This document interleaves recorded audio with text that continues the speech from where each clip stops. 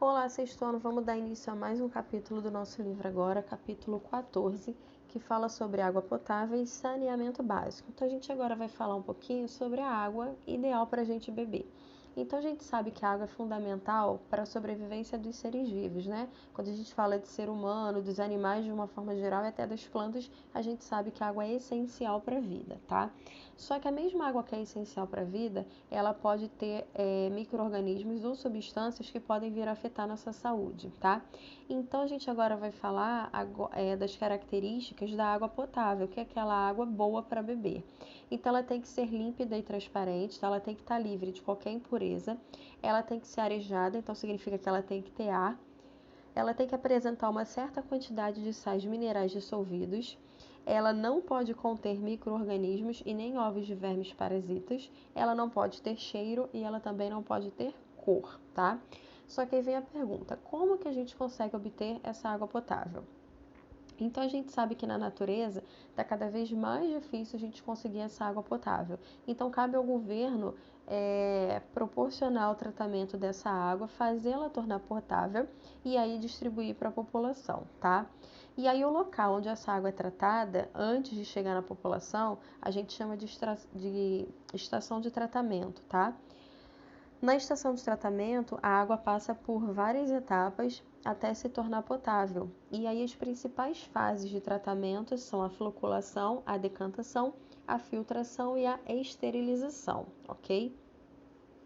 A gente vai falar um pouquinho agora da floculação e da decantação. Então, se você pegar um copo com terra e água e misturar, depois você deixar esse copo parado por algumas horas, você vai perceber que a terra ela vai para o fundo e a água vai ficar com uma aparência melhor, né? Vai ficar transparente. Quando essa terra vai para o fundo, a gente diz que houve uma decantação. A água que chega lá nas estações de tratamento, né, de uma forma geral, ela está muito barrenta, está muito suja, então ela precisa ser decantada. Só que, como é um processo, né, seria um processo muito demorado, não tem como esperar dias, né, por conta da quantidade ou muitas horas. Então, para que esse processo seja acelerado, eles vão utilizar o sulfato de alumínio, tá? Quando esse sulfato de alumínio é adicionado na água, ele faz a sujeira formar flocos, né? Esses floquinhos gelatinosos. E aí nós chamamos esse processo então de floculação, tá? Esses flocos eles vão para o fundo com facilidade, tá? E aí o seguinte, para que o sulfato de alumínio se misture mais facilmente com as partículas de impurezas, a água passa por um floculador, tá? Só que tem um problema na adição do sulfato de alumínio. Ele faz a água ficar mais ácida. E aí, para corrigir a acidez, eles vão adicionar outro produto que é o cal, tá?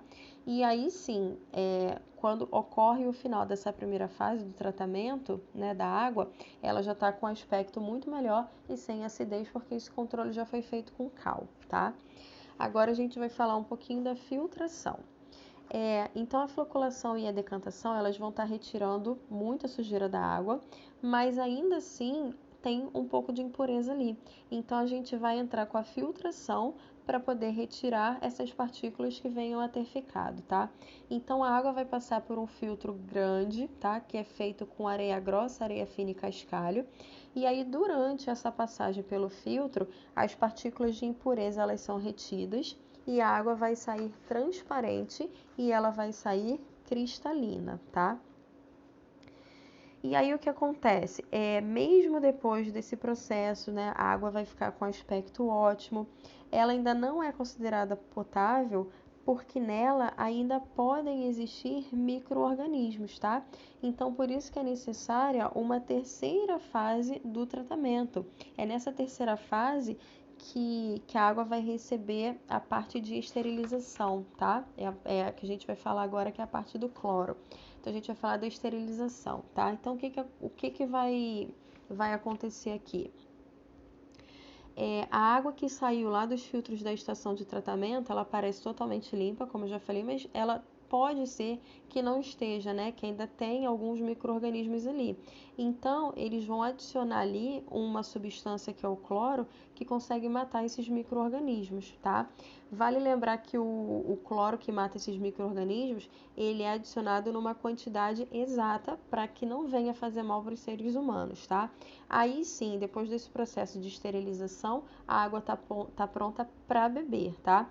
Mas aí entra uma outra etapa. Que etapa seria essa? A parte de distribuição, né? Que seria levar essa água para as casas e para os prédios, tá? Então a gente agora vai falar um pouquinho sobre a questão da distribuição e do armazenamento. Então, como nós falamos, né, as companhias que tratam a água nos estados e também nos municípios, elas são responsáveis pela sua distribuição, tá? Então, para que elas consigam distribuir, elas vão utilizar quilômetros e quilômetros de cano que têm que ser mantidos em perfeito estado para que essa água, quando chegar na população, não venha se contaminar no caminho, né? Só que quando a água chega nas residências, acabou a função das companhias de saneamento e começa a responsabilidade dos moradores, tá? Então, os moradores têm a obrigação de manter as caixas d'água em bom estado, ok? E agora a gente vai falar um pouquinho, né, sobre um conhecido nosso, que seria o filtro caseiro, tá? Aí vem aquela pergunta, a água que sai da torneira, ela pode ou não pode ser bebida diretamente? Então, de uma forma geral, a água que é servida às populações nas grandes cidades, tá? Chega às casas totalmente potável. Ela até poderia ser bebida diretamente, só que vem algumas perguntas, né? Como é que se encontram as caixas d'água, os canos? Será que está em perfeito estado? Ou será que pode ter tido uma contaminação no caminho? Então, na dúvida, o aconselhável é filtrar essa água antes de beber, tá?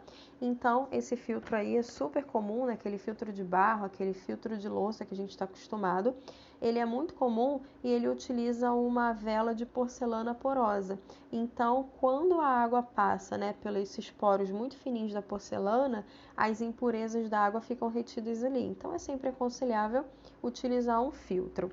Só que nem sempre o filtro ele consegue evitar que os micro-organismos passem pelos seus poros.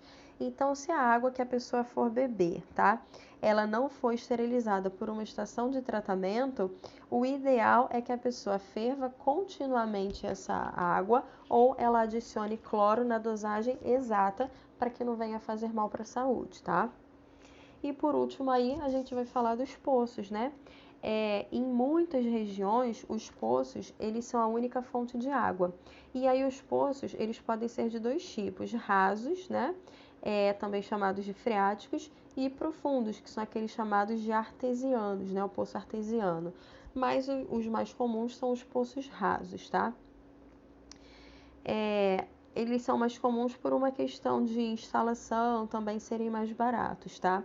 Mas aí vamos falar um pouquinho sobre eles. Quando a gente fala de um poço raso, ele nunca pode ser aberto próximo a uma fossa, tá? A distância deve ser de mais ou menos 15 metros para poder evitar essa contaminação da água.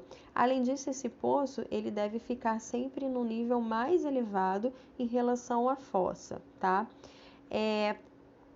Assim, pode acontecer dessa água do poço estar contaminada, tá? Então, é sempre aconselhável ferver antes de beber, tá? Dependendo do tempo da fervura, esse procedimento de ferver, ele pode causar o mesmo efeito que o uso do cloro, que é matar os micro-organismos, tá?